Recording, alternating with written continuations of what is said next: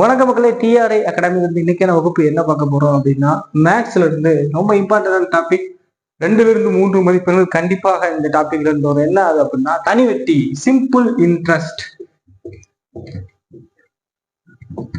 மேக்ஸ்ல மொத்தம் 25 கேள்விகள் வந்து கேட்பாங்க. அதுல 25 மதிப்பெண்கள்னா அதுல 3 மதிப்பெண்கள் வந்து தனி வட்டி மற்றும் கூட்டு வட்டியில இருந்தே கன்ஃபார்ம் வந்துடும். ஸோ இந்த டாபிக் நம்ம பார்த்தோம் அப்படின்னா நம்ம 3 மார்க் நம்ம கையில இருக்கு. ஸோ இந்த மாதிரியான டாபிக்ல இருந்து நம்ம கொஞ்சம் அதிக கவனம் கொடுத்தோம் அப்படின்னா நம்ம மதிப்பெண்கள் பெறுறது ஈஸியாக இருக்கும். இன்னைக்கு நம்ம 15 மாடல் பார்க்க போறோம். தனி வட்டி கூட்டு வட்டியில, தனி வட்டியில மட்டும் 15, கூட்டு வட்டியில அடுத்த வகுப்புல 15 பார்க்க போறோம். இன்னைக்கு தனி வட்டியில 15 மாடல்கள், previous year question, book back questions, book in questions எல்லாம் சேர்த்து 15 மாடல் கொஸ்டின் பார்க்க போறோம். இப்ப தனி வட்டிக்கான ஃபார்முலா என்னங்கிறத பார்க்கலாம், மெத்தட் என்னங்கிறத பார்க்கலாம். SI = PNR/100. அது என்ன SI அப்படின்னா சிம்பிள் இன்ட்ரெஸ்ட், அதாவது தனி வட்டி. ஃபர்ஸ்ட் டேர்ம்ஸ் தெரிஞ்சுக்கணும். சரி, ஓகே. P அப்படின்னா பிரின்சிபல், அதாவது தொகை. N அப்படின்னா காலம். R அப்படின்னா ரேட் ஆஃப் இன்ட்ரெஸ்ட், வட்டி விகிதம்.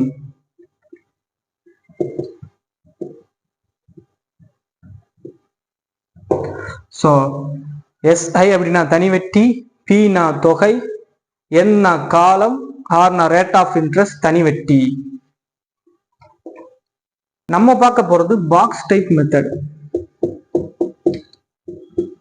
அது என்ன பாக்ஸ் டைப் அப்படின்னா 100க்கு நேரா N × R, அதாவது காலம் இன்ட்டு ரேட் ஆஃப் இன்ட்ரெஸ்ட், 100க்கு கீழே பிரின்சிபல், அதுக்கு நேரா ஐனா வட்டி தொகை. இதுதான் மெத்தட்.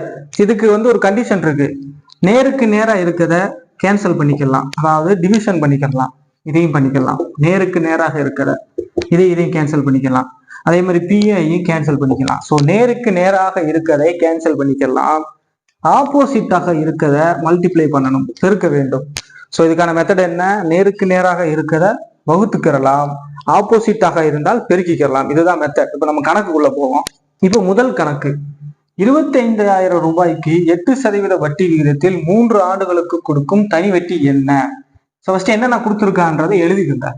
ஃபர்ஸ்ட் 25,000 ரூபாய் தொகை P கொடுத்துட்டான், பிரின்சிபால். ஓகே. 8% வட்டி விகிதம், ரேட் ஆஃப் இன்ட்ரெஸ்ட், R கொடுத்துட்டான்.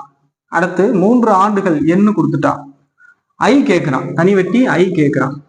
ஸோ நம்மளுக்கு மெத்தட் தெரியும். 100க்கு நேரம் என்ன வரும்?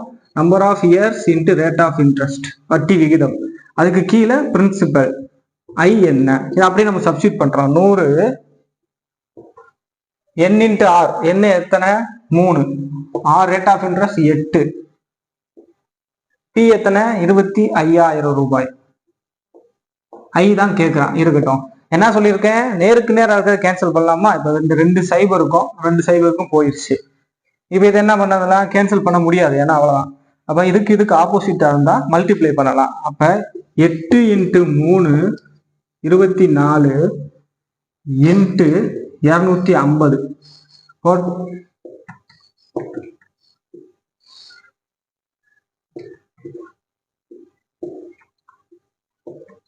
ஸோ 6,000 ரூபாய். சம் பிரின்சிபால் என்ன? I = 6,000 ரூபாய். இப்போ முதல் கணக்குல என்ன பார்த்தோம்? பிரின்சிபல் கொடுத்துட்டான், காலம் கொடுத்துட்டான், வட்டி விகிதம் கொடுத்துட்டான், தனி வட்டி எவ்வளவுன்னு கேட்டான். இப்ப அதுலயே ரெண்டாவது மாடல் என்ன பார்க்க போறோம் அப்படின்னா செகண்ட் மாடல். இங்க 30,000க்கு 6% வட்டி விகிதத்தில் 4 ஆண்டுகள் 6 மாத முடிவில் தனி வட்டி என்ன? ஸோ அதே தான். ஸோ பிரின்சிபல் கொடுத்துருக்கான், P 30,000ங்கிறது பிரின்சிபல், 6% வட்டி R கொடுத்துருக்கான், 4 ஆண்டு 6 மாத முடிவு. இங்க என்ன எப்படி கொடுத்துருக்கான் பாருங்க, 4 ஆண்டு 6 மாதங்கள். ஸோ கலந்து கொடுத்துருக்கா. இதை நம்ம முழுசா மாத்தணும். எப்படி மாத்தலாம்? இப்ப 6 மாதம், ஒரு வருஷத்துக்கு எத்தனை மாதம் இருக்கு? 12 மாதம். இதை அப்ப எப்படி எழுதலாம்? 6/12 அடித்தால் 1/2.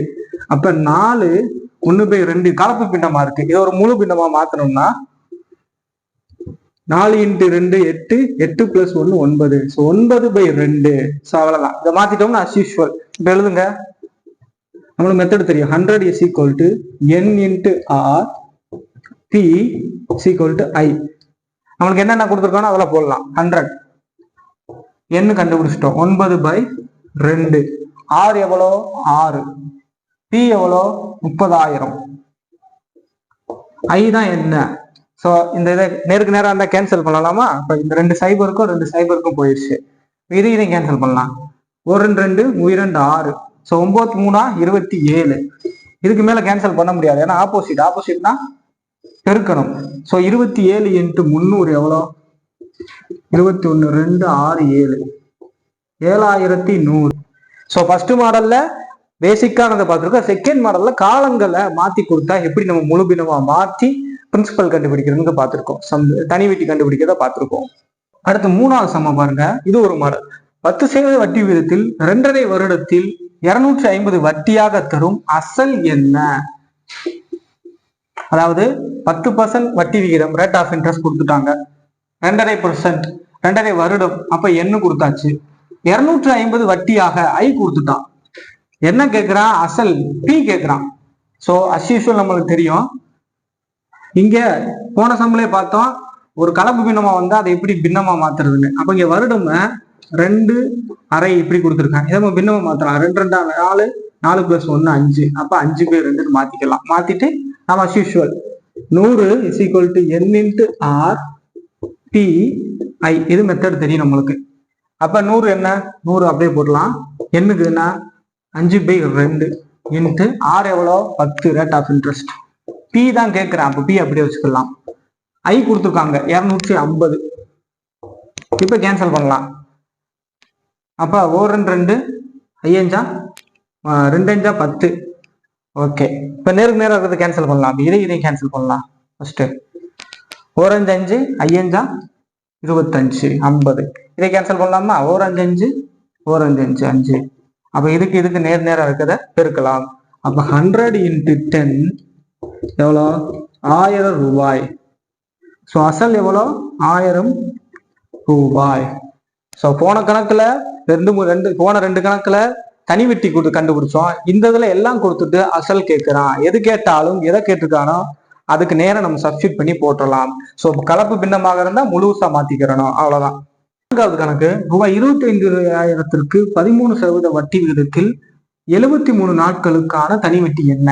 போன சம்பள பார்த்தோம். என்ன கலப்பு பின்னமா கொடுத்திருந்தால் எப்படி மாத்தணும் தெரிஞ்சுக்கிட்டோம். அதே மாதிரி இங்க பாருங்க, என்ன நாட்கள்ல கொடுத்துருக்காங்க. அப்ப இதை நம்ம முழுசா மாத்தணும். ஓகே, ஃபர்ஸ்ட் என்னென்ன கொடுத்துருக்காங்க, என்ன கேட்கறாங்கன்னு பார்க்கலாம். 25,000 ரூபாய் பி கொடுத்துட்டாங்க. 13% வட்டி விகிதம் ரேட் ஆஃப் இன்ட்ரெஸ்ட் ஆர் கொடுத்துட்டாங்க. என்ன கொடுத்துட்டாங்க, ஐ கேட்கறாங்க. ஃபர்ஸ்ட் இந்த என்ன மாத்தலாம். என்ன எவ்வளவு கொடுத்துருக்கான் 73 days கொடுத்துருக்காங்களா. அப்ப ஒரு வருஷத்துக்கு எவ்வளவு நாட்கள் இருக்கு 365 நாட்கள். அப்ப பை 365. அப்ப 73 73 5 73 365.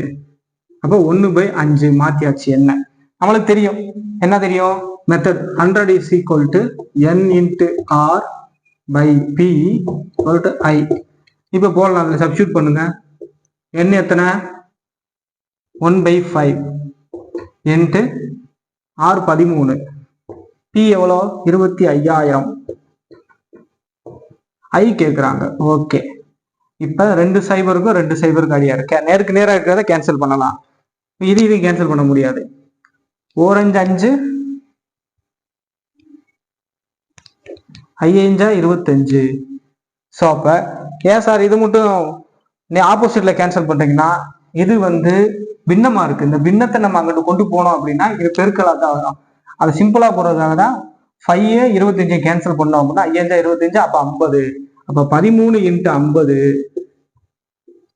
15 1 6. ஸோ ஐ எவ்வளோ 650. இப்ப 5வது மாடலை பாருங்க. அர்ஜுன் ஒரு வங்கியிலிருந்து ஆண்டுக்கு 5% வட்டி விகிதம் 5,000 ரூபாய் கடனாக பெற்றார். 3 ஆண்டுகள் முடிவில் அவர் செலுத்த வேண்டிய வட்டியையும் மொத்த தொகையும் காண்க. இது ஒரு மாடல். நம்ம இதுக்கு முன்னாடி பார்த்தது வட்டி மட்டும் பார்த்துருப்போம், இல்ல மொத்த தொகை பார்த்துருப்போம். இங்க ரெண்டும் கேட்கிறான். ஃபர்ஸ்ட் வட்டியும் மொத்த தொகையும்னா, இப்போ நான் ஒரு ஆளுக்கு 1000 ரூபாய் கடன் தரேன். அதுக்கு 10% வட்டினா 100 ரூபாய். அப்ப அந்த வாங்கின ஆளு எனக்கு திரும்ப கொடுக்குறப்ப எவ்வளவு தருவாரு? வட்டியே தருவாரா இல்ல அசலை தருவாரா? ரெண்டையும் சேர்த்து தருவாரு. அப்ப 1100 திருப்பி தருவாரா? அதுதான் இங்க கேட்டிருக்கான், வட்டியும் மொத்த தொகையும். அப்ப A is equal to P plus I, இதைதான் நம்ம கண்டுபிடிக்க போறோம். ஏனா மொத்த தொகை, Pனா அசல், ஐனா வட்டி. சோ இங்க என்ன கேட்டிருக்கா, வட்டியும் மொத்த தொகையும், அவ்வளவுதான். அதாவது வட்டி நம்ம நார்மலா வட்டி கண்டுபிடிக்க போறோம், கண்டுபிடிச்ச வட்டியை இந்த 5000 கூட்ட போறோம், அவ்வளவுதான். இப்ப பாக்கலாமா? அர்ஜுன் ஒரு வங்கியிலிருந்து ஆண்டுக்கு 5% வட்டி விகிதம். சோ 6 கொடுத்துருக்கான், நம்ம எழுதிடலாம். 100 is equal to N into R by P is equal to I. அப்ப போடலாமா? 100 N எவ்வளோ? 3 வருடம் இன்ட்டு வட்டி 5%. மொத்த தொகை எவ்வளோ? 5000 ரூபாய். வட்டி நம்ம கண்டுபிடிக்க போறோம், அதனால I. இப்ப இதுக்கு நேரம் கேன்சல் பண்ணலாமா? 2 0 2 0 போயிடும். அப்ப 5 இன்ட்டு 3 15, 15 இன்ட்டு 50 எவ்வளோ? 5 25 2 750. சோ இப்ப I 750. ஆனா நம்மளுக்கு கேட்டிருக்கிறது என்ன? A. அப்ப A is equal to P plus ஐயா. அப்ப 5000 plus 750 is equal to 5750. So இதுதான் A, மொத்த தொகை. அப்ப மொத்த தொகை எப்படி கண்டுபிடிக்கணும்னு தெரியுமா? P வட்டி கண்டுபிடிக்க போறோம், வட்டி எடுத்துட்டு போய் அசலோட கூட்டணும் அப்படின்னா அது மொத்த தொகை. 6வது கணக்கு பாருங்க. ரூபாய் 18,200 அசல் மார்ச் 9, 2018 அன்று வங்கியில் தனி வட்டி விகிதத்தில் முதலீடு செய்யப்பட்டு மே 21, 2018 அன்று திரும்ப பெறப்படுகிறது. ஆண்டு வட்டி விகிதம் 7.5% எனில் வட்டி தொகை என்ன? ஐ கேட்கிறாங்க. ஆனா இங்க பாருங்க, நம்மளுக்கு இந்த மாசத்துல இருந்து இந்த மே மாசம் வரைக்கும் குள்ள, அப்ப நம்ம மாத்தணும். இப்ப மார்ச்ல இருந்து மேக்குள்ள இன்னொரு மாசம் என்ன இருக்கு? மார்ச், ஏப்ரல், அடுத்தது மே. மொத்தமா கூட்டிக்கலாம். அப்போ மார்ச் 9ஆம் தேதியில இருந்துன்னா, அப்போ 9ஆம் தேதியில இருந்து மார்ச் மாசம் மொத்தம் 31 நாள். அப்ப 22 நாள், 9 போக 22 நாள். அடுத்து ஏப்ரல் மாசம் 30 நாள். அடுத்து மே மாசம் 21 நாள் வரைக்கும். அப்ப மொத்தமா கூட்டிக்கங்க. 3, 5, 7, மொத்தம் 73 டேஸ். அந்த 73 அப்படியே போடக்கூடாது. நம்ம 73 மாத்துறதுக்கு 3ஆம் சம்பள பாத்துருக்கோம். எப்படி? 73. அப்ப ஒரு வருஷத்துக்கு 365. அப்ப மாத்தினா 73 73, 5 73 365. அப்ப 1/5. சோ அப்ப என்ன கண்டு மாத்தியாச்சு. அதுக்கப்புறம் நம்ம அப்படியே போட வேண்டியதா. என்னது மெத்தட் தெரியும். 100 is equal to N into R by P is equal to I சொல்லலாமா? அப்ப 100 N எவ்வளோ? 1/5. ஆரையும் மாத்திரலாம். ஆர் எவ்வளோ? 7.5%. அப்ப நம்மளுக்கு கலப்பு பின்னம் இருந்தா எப்படி மாத்தணும்? 6 7.5% சொல்லியிருக்காங்க. அப்ப 7 2 14, 14 + 1 15. அப்ப 15/2. அப்ப 15/2. P எவ்வளோ? 18,200. ஐதான கேட்குறாங்க. ஓகே, இப்ப 2 0க்கு 2 0 கேன்சல் ஆயிடுச்சு. இதை கேன்சல் பண்ணலாமா? 4 5 5 3 15. ஓகே, இப்ப இந்த 2 நான் ஏற்கனவே சொன்னதுக்கு பின்னமா இருந்தா கிராஸா கூட நம்ம வகுக்கலாம். ஆனா நார்மல் நம்பர் இருந்தா கிராஸா வகுக்க முடியாது. அப்ப 2 அடிச்சோம்னா 9 2 18, பாக்கி 1. அப்ப பேலன்ஸ் என்ன இருக்கு? இதையும் பெருக்கலாமா? 91 × 3 3 9 3 27. சோ தனி வட்டி எவ்வளோ? I is equal to 273. So இந்த மாதிரி கணக்கு கேட்டாலும் நம்மளுக்கு போட தெரியணும். 7வது கணக்கு பாருங்க. 6% தனி வட்டி விகிதத்தில் 5600 எத்தனை ஆண்டுகளில் 6220 மாறும்? 6% அப்படிங்கிறது ரேட் ஆஃப் இன்ட்ரெஸ்ட். 5600ங்கிறது T. இங்க I கொடுக்காம மொத்த தொகை கொடுத்துருக்கான். அப்ப நம்ம தான் I கண்டுபிடிக்கணும். நம்மளுக்கு தெரியும் A is equal to P plus I. நம்மளுக்கு I வேணும். அப்ப இதை வச்சுக்கிட்ட என்னவாகும்? A மைனஸ் Pன்னு மாறும். அப்ப நம்ம கழிச்சா எவ்வளோ? 6720 இருந்து 5600 கழிச்சோம்னா 0211. ஸோ அப்ப I எவ்வளோ? 1120 கண்டுபிடிச்சிட்டோம். அதாவது அஸ்யூஷுவல் போடலாம். 100 is equal to N into R by P is equal to I. இங்க நம்மளுக்கு கேட்டிருக்கிறது எத்தனை ஆண்டுகளில், என்னதான் கேள்வி. அப்ப 100 இஸ் ஈக்குவல் டு என்னதான் கேட்டிருக்கான். R எவ்வளோ? 6%. மொத்த தொகை 6000, 5600. ஐ எவ்வளோ? 1120. இப்போ கேன்சல் பண்ணலாமா? 2 சைபர் 2 சைபர் போயிடுச்சு. 56 56 2 56 112. இது 2ஆல் அடிக்கலாமா? 2 6 10 2 20. அப்ப 3/10. இதை என்ன எப்படி எழுதலாம்? 3 3 1. ஸோ அப்ப எத்தனை வருடங்கள்? 3 × 1/3 வருடங்கள். ஒரு குறிப்பிட்ட தொகை 8% வட்டி விகிதத்தில் 15 ஆண்டுகளில் 1,32,000 மாறுகிறது எனில் அசல் என்ன? இந்த இதை நல்லா கவனிங்க. நம்மளுக்கு அசலும் கொடுக்கல, வட்டியும் கொடுக்கல, மொத்த தொகையும் கொடுக்கல அப்படின்னா இந்த மாதிரியான மாடல் வந்துச்சு. ஒரு குறிப்பிட்ட தொகை அப்படின்னு சொன்னாலே இதுக்கு ஒரு மெத்தட் ஞாபகத்துக்குன்னா n × r + 100. அப்ப n எத்தனை? 8 × 15 i 100. அப்ப 8 5 40 + 4 120. 120 + 100 எவ்வளோ? 220. இங்க இந்த 220 தான் எவ்வளோ? 1,32,000 அப்ப 100க்கு என்ன அசல் என்னன்னு கேட்கிறோம். சோ நம்ம என்ன பண்ணிருக்கோம்? எண்ணையும் ஆறையும் பெருக்கிட்டோம், அது வட்டியையும் ஆண்டையும் பெருக்கி 100ஓட கூட்டிட்டோம். கூட்டின அந்த மொத்தம் தான் 1,32,000 எழுதிட்டோம்.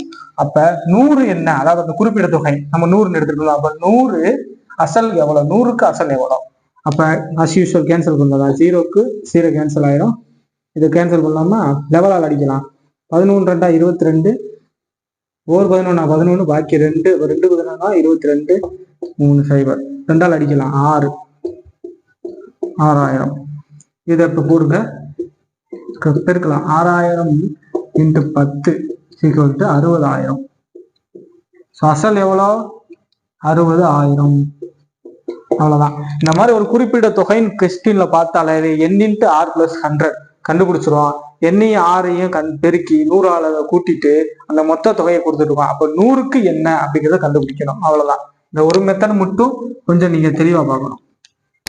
இப்ப 9ஆம் கணக்கை பாருங்க. 9000 ஆனது தனி வட்டி விகிதத்தில் 2 ஆண்டுகளில் 10,080 மாறுகிறது. மேலும் அதன் வட்டி விகிதம் 2% அதிகரித்தால் கிடைக்கும் மொத்த தொகை என்ன? மொத்த தொகை ஏ கேட்கிறாங்க.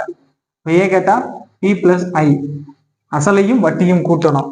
இப்ப நம்ம as usual n × r / p = i.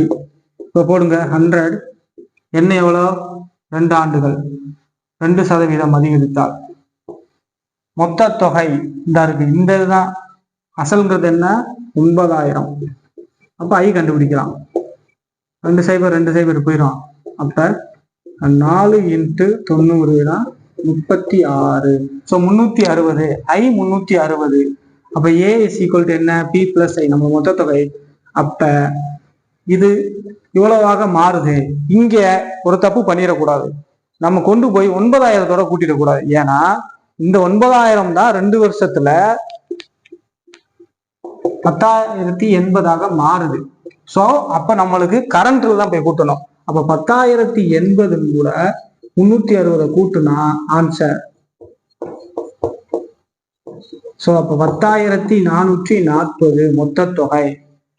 கவனிக்கணும், ஒரு தொகையானது தனி வட்டி விகிதத்தில் இத்தனை ஆண்டுகளில் இத்தனையாக மாறுது அப்படின்னா கடைசியா எவ்வளவுக்கு மாறி இருக்கோ அது கூட போய் கண்டுபிடிச்ச இந்த 360 கூட்டுனா ஆன்சர்.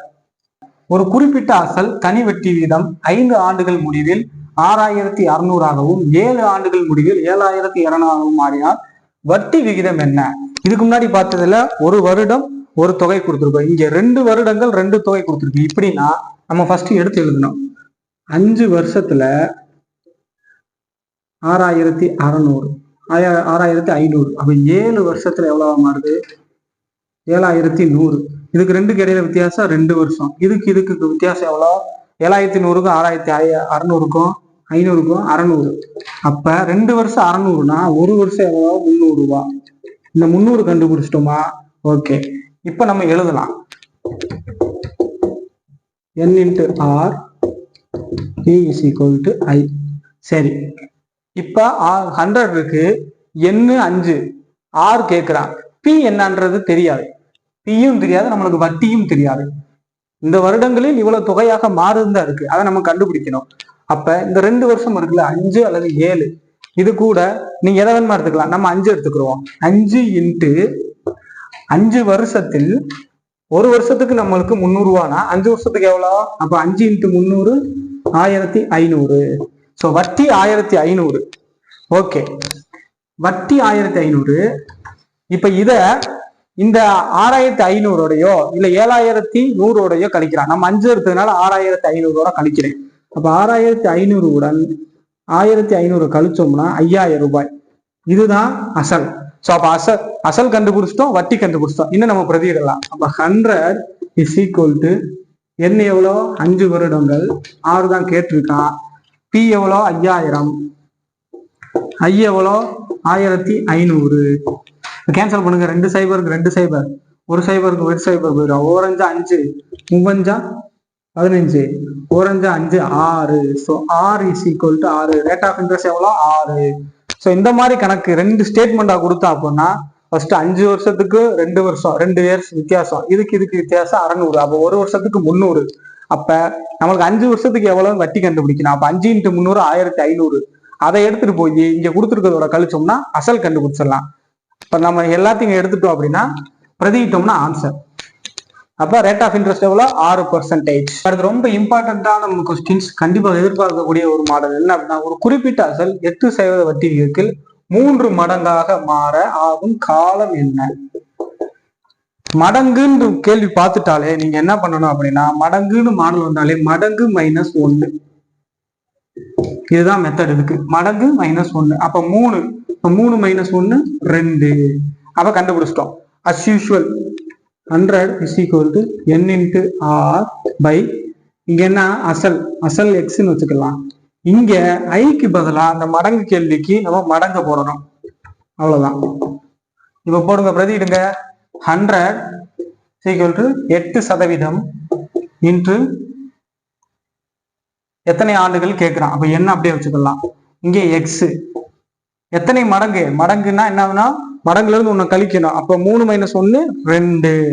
ஓகே, இப்ப அடிச்சு போடுங்க. 1 2 2, 4 2 8, 1 4 4, 25 4 100. ஸோ அப்ப n ஈக்குவல் டு 25 ஆண்டுகள். ஸோ மடங்கு கேள்வினா கொடுத்துருக்க மடங்குல இருந்து ஒண்ணு கழிக்கிறோம், கண்டுபிடிச்சிட்டு ஐ இருக்க இடத்துல மடங்கை சப்ஸ்டியூட் பண்ணோம்னா ஆன்சர். மடங்கு கேள்வி ரொம்ப எதிர்பார்க்கப்படக்கூடிய கேள்வி. ஸோ இதை நல்லா தெளிவா பார்த்துக்கோங்க. அது கணக்கு பாருங்க. குமரவேல் ஒரு குறிப்பிட்ட தொகைக்கு 10% வட்டி விகிதத்தில் 2 ஆண்டுகள் கழித்து 750 தனி வட்டியாக செலுத்தினால் அசல் காண்க.